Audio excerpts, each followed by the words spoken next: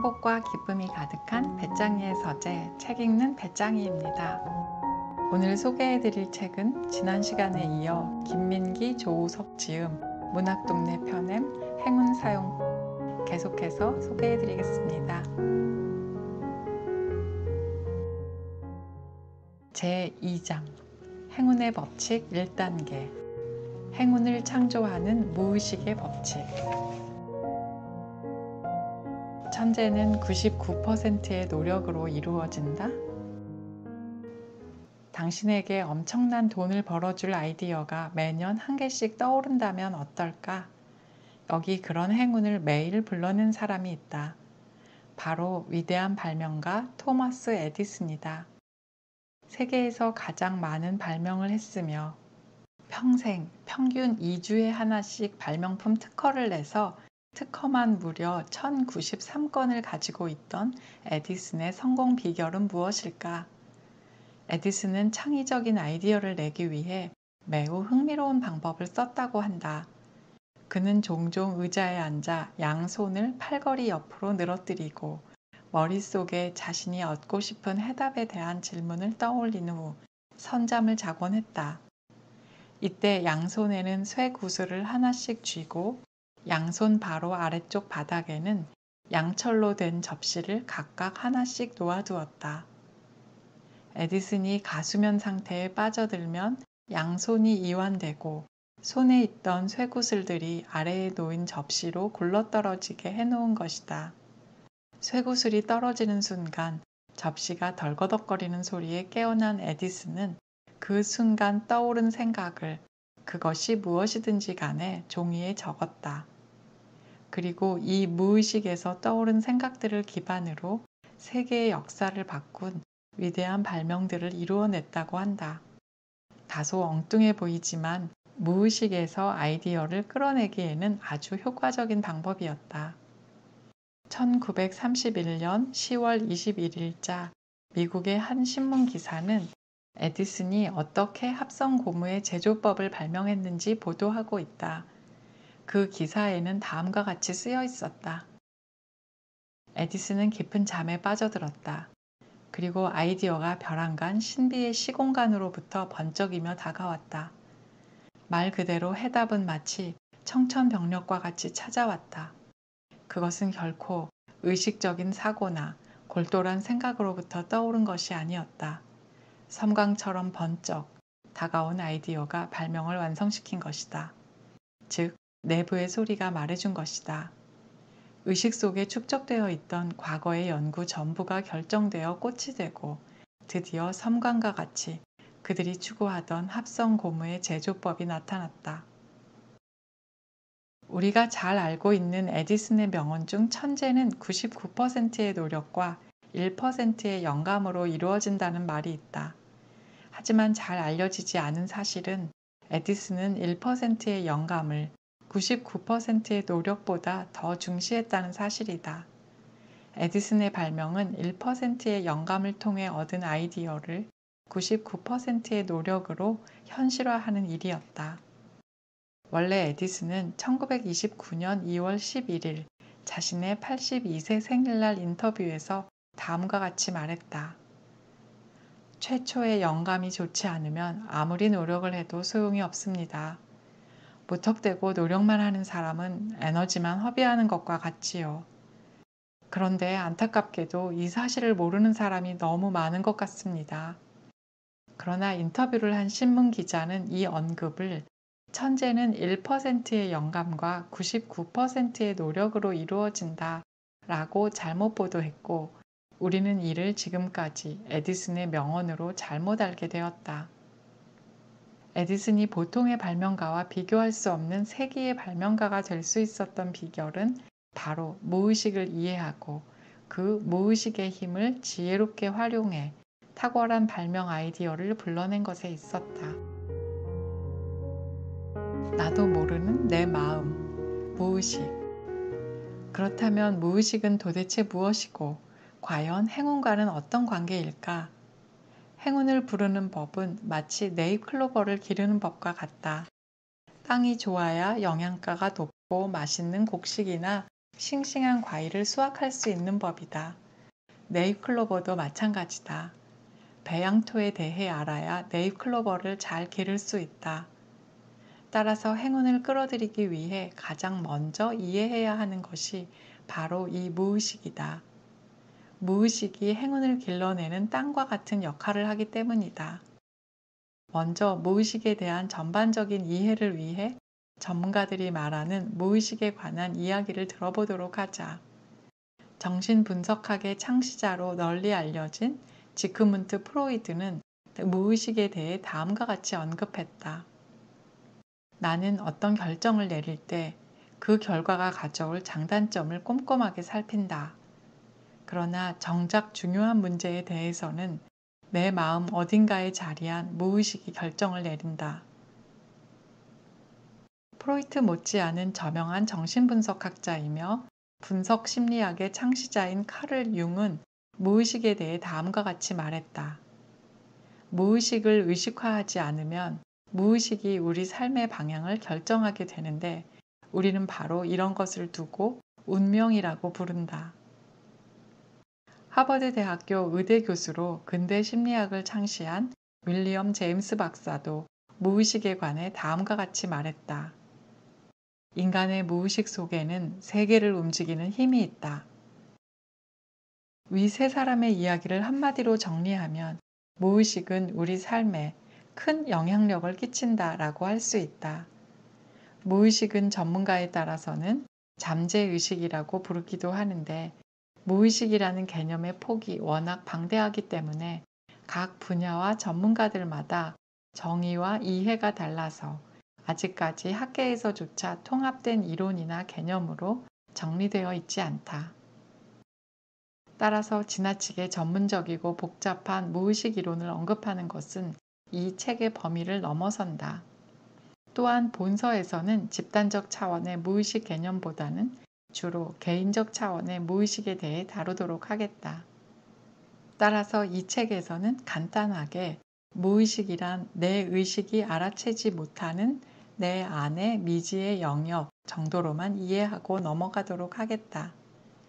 왜냐하면 우리가 집중하려 하는 것은 복잡한 이론의 이해가 아니라 우리의 삶에 실질적으로 활용 가능한 실용적인 지혜의 습득이기 때문이다. 다만 미지의 무의식이 우리의 삶에 엄청난 영향을 미치고 있다는 사실을 마음에 확실히 새기기 위해 전문가들의 의견을 좀 더 들어보기로 하자. 하버드 경영대학원의 교수이자 무의식 마케팅의 선구자인 제럴드 잘트먼은 다음과 같이 말했다. 인간의 인식 활동 중 무의식이 차지하는 비중이 95%이며 의식은 단 5%에 불과하다.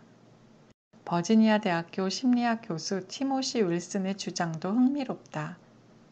매 초마다 사람이 받아들이는 정보는 1100만 바이트. 그중 의식이 처리할 수 있는 용량은 단 0.0000004%인 44바이트 수준이다. 우리의 의식은 빙산 위의 눈덩이 하나에 지나지 않는다. 이러한 주장들을 정리해보면 우리는 하루 중 1에서 5% 이하의 의식적인 희망과 욕구에 따라 움직일 뿐이며 그 외에는 우리 무의식의 습관화된 패턴에 따라 행동하고 살아가고 있다는 의미가 된다. 즉, 우리의 모든 행동 중 무의식적인 행동은 무수히 많은 반면 의식적인 행동은 극소수에 불과하다. 무의식의 특징. 우리가 미처 알아채지 못하고 있지만 우리 삶에 막대한 영향을 미치는 무의식의 영향력과 특징을 이해하여 그 힘을 우리 삶에 지혜롭게 활용할 수 있다면 매우 유용할 것이다. 그렇다면 무의식은 과연 어떤 특징과 영향력 등을 가지고 있을까? 여러 전문가들의 이야기를 종합 정리해보면 무의식은 다음과 같은 특징을 갖고 있다. 1. 무의식은 현실과 상상을 구분하지 않는다. 2. 무의식은 생생한 심상, 즉 이미지 언어를 선호한다. 3. 무의식은 시간 개념이 없다. 즉 과거, 현재, 미래를 구분하지 않는다. 4. 무의식은 의식이 판단하는 옳고 그름, 진실과 거짓의 개념을 구분하지 않는다. 5. 무의식은 의식만큼 실질적이고 균형 잡힌 힘이며 의식보다 무의식 속에 더 큰 지혜가 숨어 있다. 6. 우리는 무의식 차원에서 서로 연결되어 있기 때문에 한 사람의 에너지는 주변 사람들과 환경에도 영향을 미친다. 7. 우리는 24시간 내내 무의식의 영향을 받는다. 8. 우리는 무의식적인 감정과 욕구에 큰 영향을 받는다. 9. 우리는 심신의 긴장이 풀린 이완 상태에서 무의식의 소리를 잘 들을 수 있다. 10. 우리가 자기 삶의 태도나 행동에 대해 무의식적으로 반응하면 같은 패턴을 되풀이하게 된다. 위 내용들을 지금 당장 외우거나 완벽하게 이해할 필요는 없다. 그냥 마음 편하게 이런 것들이 있구나 생각하고 다음 이야기로 넘어가도 좋다. 앞으로 이어지는 행운의 법칙들을 편안하게 반복해서 읽다 보면 무의식의 특징과 영향력에 대해 어느덧 자연스럽게 느끼고 깨닫는 순간이 다가올 것이기 때문이다. 다만 무의식을 이해하는 태도에 있어 꼭 주의해야 할 두 가지가 있다. 첫째, 무의식을 과소평가하는 태도다. 많은 자기계발서나 성공학 서적들을 살펴보면 무의식을 마치 우리가 마음대로 조종할 수 있는 우매한 동물이나 주인의 말에 무조건 복종하는 램프의 요정 정도로 취급하는 경향이 있다. 하지만 앞서 언급했듯이 무의식은 의식만큼이나 실질적이고 균형 잡힌 힘이며 무의식 속에는 의식보다 더 큰 지혜가 숨겨져 있다는 사실을 기억해야 한다. 따라서 무의식을 우리 마음대로 조종할 수 있다는 오만한 태도보다는 무의식의 지혜에 귀 기울일 줄 아는 겸손한 태도가 중요하다. 둘째, 반대로 의식의 힘을 과소평가하는 태도다. 카를 융은 무의식과 의식의 관계를 거대한 대양에 떠있는 코르크 마개로 비유할 수 있지만 도덕적인 측면에 있어서는 의식과 무의식이 동등하다고 말했다. 그것은 의식의 영향력이 무의식에 비해 미미하더라도 인간의 의식은 스스로를 성찰할 수 있는 특별한 힘을 가지고 있기 때문이다. 따라서 우리는 이 두 가지 점에 유의하면서 의식과 무의식의 힘을 균형 있게 이해할 필요가 있다. 이어서 이러한 무의식의 특징들에 기반한 네잎클로버의 4가지 법칙들을 살펴볼 것이다. 행운의 지혜를 활용하는 데 있어 네잎클로버 4가지 법칙들은 마치 전기 스위치 같은 역할을 한다. 복잡한 전기공학 이론을 다 이해하지 못한다 해도 스위치 사용법만 알면 전기의 힘을 안전하고 편리하게 사용할 수 있듯이 이 법칙들은 여러분이 행운의 지혜를 활용하기 위한 실용적이고 편리한 스위치가 되어줄 것이다. 내 입 클로버 제1법칙 공명의 법칙. 공명이란 서로 같지 않은 것이 일치를 이루어 진동하는 것을 의미한다. 한자 공명을 풀어보면 함께 울리고 떨린다는 의미가 된다. 예를 들면 성악가의 목소리 진동이 옆에 놓인 크리스털 잔의 진동과 일치할 경우 잔이 떨리다가 심지어 깨지기도 하는 현상을 관찰할 수 있다. 학창시절 과학 시간에 했던 소리굽쇠 실험을 떠올려 보자. 같은 크기의 소리굽쇠 2개 중 하나의 소리굽쇠를 막대기로 쳐서 울리면 치지 않은 옆의 소리굽쇠도 같이 울린다. 이것이 바로 공명이다. 이러한 공명은 동조 현상을 일으키는데 동조 현상이란 하나의 진동이 다른 진동과 일치하거나 조화를 이루는 반응이다. 동조 현상은 17세기 크리스티안 하위 헌스에 의해 우연히 발견되었다. 추시계 발명가이기도 한 하위 헌스는 많은 추시계를 소유하고 있었다. 어느 날 그는 모든 시계추가 동일한 모습으로 흔들린다는 사실을 알게 되었다. 자신이 조작하지 않은 현상을 발견한 그는 매우 당황했다. 하위헌스는 다시 시계추마다 각자 다른 리듬을 갖도록 조절했다. 하지만 얼마 지나지 않아 또다시 모든 시계추가 가장 강력한 리듬의 시계추와 완벽하게 일치되는 움직임을 나타냈다. 가장 강력한 리듬의 파동을 가진 추시계를 따라서 주변 시계들이 공명하는 것이다. 이런 추시계들과 마찬가지로 우리의 정신적 파동도 동조 현상을 따른다. 시크릿 같은 책을 통해 잘 알려진 끌어당기는 힘이란 바로 이런 동조 현상 때문에 발생하는 것이다. 자신이 가장 강하게 생각하고 믿는 것이 그와 비슷한 리듬과 파동을 지닌 것들을 끌어들이는 것이다. 미국의 과학자로 거짓말 탐지기 전문가인 클리브 백스터는 사람의 입속에서 백혈구 세포를 채취한 후 이 백혈구 세포를 아주 작은 전기 신호 반응까지 측정할 수 있는 거짓말 탐지기에 연결했다. 결과는 실로 놀라웠다. 피험자에게 아무런 자극이 없을 때는 백혈구 세포 역시 아무런 변동이 없었지만 피험자에게 자극적인 사진을 보여주자 세포가 격렬하게 반응하면서 날카로운 변동 곡선을 그린다는 사실을 발견한 것이다. 피험자가 사진 보기를 멈추면 거짓말 탐지기에 연결된 백혈구 세포 또한 다시 잠잠해졌다. 이 놀라운 실험은 피험자와 세포가 떨어진 거리에 영향을 받지 않았다. 한 실험에서 백스터는 2차 세계대전 때 해군으로 참전했던 피험자에게 1941년 진주만 습격을 다룬 다큐멘터리를 보여주었다. 영상에서 전투기가 화염을 뿜으며 추락하는 장면을 보자 피험자 얼굴에 감정적인 반응이 나타났다.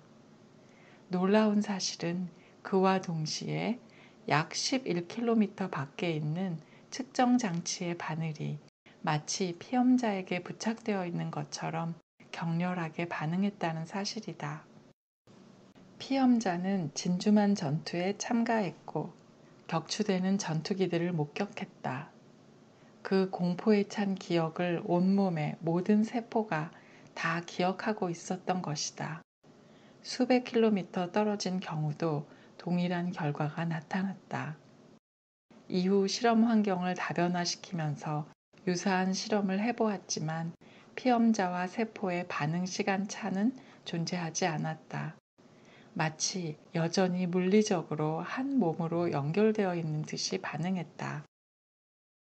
위의 실험과 관련된 다른 연구 결과를 살펴보기로 하자. 1993년 미 육군의 연구팀은 사람으로부터 분리된 세포가 멀리 떨어져 있어도 서로 연결되어 있는지 실험했다. 사람의 세포와 DNA 샘플을 채취한 후 특별히 고안된 장치에 넣어 수십 킬로미터 떨어진 곳에 있는 샘플 제공자의 감정에 반응하는지 관찰한 것이다. 샘플 제공자에게는 코미디에서 포르노에 이르기까지 여러 장르의 영상물을 보여준 후 다양한 감정을 느끼도록 했다. 그러자 샘플 제공자가 강력한 감정 상태를 보였을 때 멀리 떨어져 있는 세포와 DNA는 동시에 강한 전기 반응을 보였다. 마치 물리적으로 연결되어 있는 듯 했다. 이후 수백 킬로미터 거리를 두고 실험을 진행했을 때도 역시 한 몸인 듯 반응하는 것으로 나타났다. 실험의 감정과 세포의 반응 시간 차이는 번번이 제로였다. 감정이 생기는 즉시 세포와 DNA가 영향을 받았다는 말이다. DNA가 같은 방 안에 있든 수백 킬로미터 떨어져 있든 결과는 마찬가지였다. 이 실험을 통해 세포와 DNA는 에너지장을 통해 서로 연결되어 소통하며 그 영향력은 거리와 상관이 없음을 알 수 있게 되었다. 아울러 인간의 감정은 살아있는 DNA에 직접적인 영향을 준다는 사실이 밝혀졌다. 뉴욕타임스 선정 베스트셀러 작가로 전직 마틴 메리에타 방어 시스템 수석 컴퓨터 시스템 디자이너이자 필립스 정유의 컴퓨터 지질학자이며 시스코 시스템즈 기술 운용 매니저였던 그렉 브레이드는 이 놀라운 현상을 양자 물리학적 관점에서 설명한다. 그는 이러한 공명 현상이 가능한 이유를 디바인 매트릭스라고 설명하는데, 디바인 매트릭스란 우리 몸과 세계와 우주의 모든 것을 잇는 근원적 에너지망, 모든 것을 거울처럼 보여주는 에너지장의 존재를 의미한다. 이 디바인 매트릭스로 인해 공명 현상이 작동하게 된다는 의미다. 이 책에서는 이 현상을 네잎클로버 제1법칙, 공명의 법칙이라고 부르기로 한다. 공명의 법칙이란 우리의 생각, 말, 감정과 유사한 파동을 지닌 것들이 서로 함께 진동하며 끌어당기는 현상을 의미한다. 이상 책 읽는 배짱이었습니다. 들어주셔서 감사합니다.